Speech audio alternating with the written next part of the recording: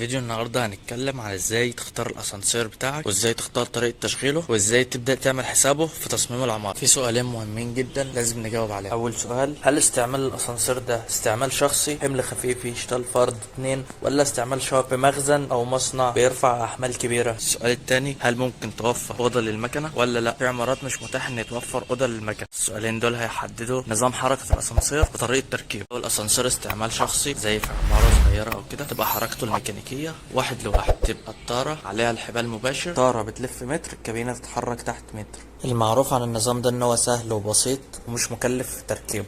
طب لو محتاجين الاسانسير في مخزن او كده، ومحتاجين الاسانسير يشتغل حمل كبير كده، بنركب نظام 2 لواحد. 2 لواحد بيزود العزم بيقلل السرعه، فكده الوعرات هتلف مترين، الكابينه تتحرك متر. في نظام حركه 4 لواحد، الحبال تلف 4 متر، الكابينه تتحرك متر واحد. كل الانظمه دي معموله بحيث ان هي تزود العزم وتقلل السرعه. طب في حاله ان احنا ما قدرناش نوفر اوضه الاسانسير، بنضطر نركب مكنه جيرلس تبقى موجوده في البير، وحركتها الميكانيكيه بتبقى 2 لواحد، لان المكنه جيرلس معروفه بسرعتها العاليه. نعرف دلوقتي ازاي نعمل حساب الاسانسير العادي والمكنه الجير بوكس في العماره واحنا بنأسسها.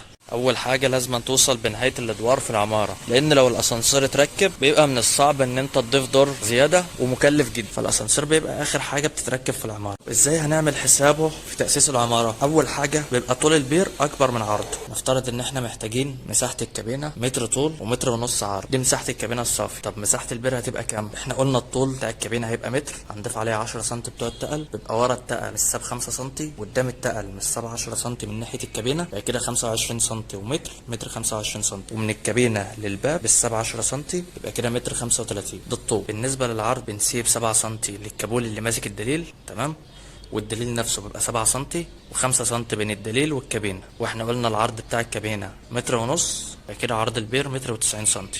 طب بالنسبه لاوضه المكنه، مش شرط خالص ان اوضه المكنه تبقى نفس مساحه البير، يفضل ان هي تبقى اكبر بحيث ان هي تدي وسع وتهويه للمكنه. اخر نقطه، ان انت بتسيب متر تحت من عتبه الدور الارضي و4 متر لفوق من عتبه الدور الاخير.